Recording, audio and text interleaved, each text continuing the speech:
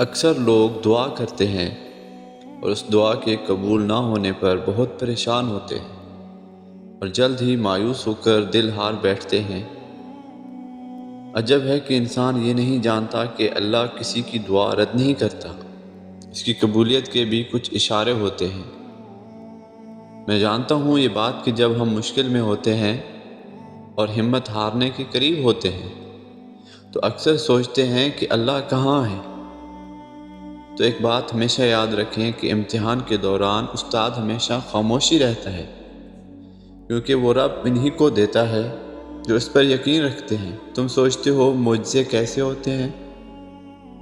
کن سے کن فیتق کی کہانی یقین رکھنے والوں کے لیے مکمل کرتے ہیں۔ تو اگر اللہ تمہارے دل میں اب تک دعا کا خیال لا رہا ہے تو وہ تمہیں اس بات کا اشارہ دے رہا ہے کہ اب بھی سب کچھ ختم نہیں ہوا، اب بھی امید باقی ہے، اب بھی وہ تمہارے نصیب کو تمہاری چاہت کے مطابق کر سکتا ہے۔ اگر اللہ تمہارا اب تک دل نہیں بدل رہا تو یہ اس بات کی نشانی ہے کہ جب کن فرمانے والا ہوتا ہے تو آخری لمحے میں بھی منزل بدل جایا کرتی ہے۔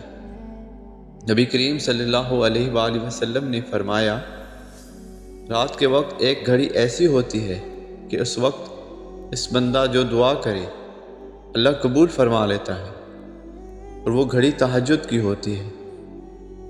اگر اللہ تمہیں تہجد کی توفیق دے رہا ہے تو یہ اس بات کی واضح نشانی ہے کہ آنے والے وقت میں معجزے تمہارے منتظر ہیں۔ اگر تمہاری کوئی دعا تڑپ کر بار بار مانگنے پر بھی قبول نہ ہو تو جان لو اللہ تمہارے مانگے جانے والی دعاؤں پر اپنے پاس رکھ لیتا ہے تاکہ بہترین وقت میں تمہیں عطا کر سکے۔ جب کبھی تمہیں لگے کہ تم بہت تھک چکے ہو اور دعا بھی نہیں مانگ سکتے تو خالی ہاتھ پھیلا دیا کرو، اور تمہارے خالی پھیلے ہوئے ہاتھ اس بات کی گواہی ہوں گے کہ تم رب کائنات کے محتاج ہو، اور میرا رب تو بند لبوں کی بولیوں کی خاموشیوں کو بھی جان لیتا ہے۔ لوگ دکھ دیں تو حضرت یوسف علیہ السلام کو یاد کر لینا جنہیں ان کے اپنوں نے دکھ دیا۔ کسی مصیبت میں پڑ جاؤ تو حضرت یونس علیہ السلام کو یاد کر لینا کہ کس طرح وہ مچھلی کے پیٹ میں پھنس گئے تھے۔ اور کبھی اکیلے پڑ جاؤ تو یاد رکھنا کہ اللہ پاک نے ساتھ دینے کا وعدہ کیا ہے اور وہ وعدہ نبھائے گا۔ سورۃ بقرہ میں اللہ پاک فرماتے ہیں کہ وہ صبر کرنے والوں کے ساتھ ہے اور وہ صبر کرنے والوں سے محبت کرتا ہے۔ جب کبھی صبر کرتے کرتے تھک جاؤ تو یہ آیات یاد کر لینا، اور جب تم کہتے ہو کہ تکلیف میں سکون کیسے ہو سکتا ہے، تو جب تم صبر اس لیے کرتے ہو کہ اللہ نے کہا ہے، جب تم صبر اس لیے کرتے ہو کہ یہی اللہ کی رضا ہے، جب تم یہ جان لیتے ہو کہ اگر صبر کرو گے تو اللہ میری طرف مسکرا کر دیکھے گا، تو تب وہ تکلیف بھی سکون دینے لگتی ہے، بالکل اس آیات کے الفاظ کی طرح۔ اگر صبر کرنا مشکل ہوتا تو اللہ پاک کبھی بھی یہ نہ فرماتا کہ صبر کرو۔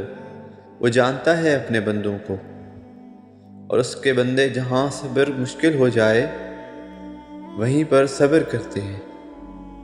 اللہ ہی ہر غم کو مٹاتا ہے اور ہر غم ختم کرتا ہے، اور یقین رکھنے والوں کو بکھرنے نہیں دیتا، اور پھر ان کی زندگی میں آسانیاں پیدا کرتا ہے۔ اس کی محبت ہر قسم کی لالچ سے پاک ہے۔ وہ تو یہ چاہتا ہے کہ تم نیک راہ اختیار کرو۔ شیطان کا ٹھکانہ تو جہنم ہے، اس لیے وہ تمہیں اس کے ساتھ سے بچانا چاہتا ہے۔ تمہارا دل وہی ہے جو اس کے شکنجے سے تمہیں آزاد کرتا ہے، اس لیے اس کی طرف لوٹنا ہی تمہارے لیے بہترین ہوتا ہے۔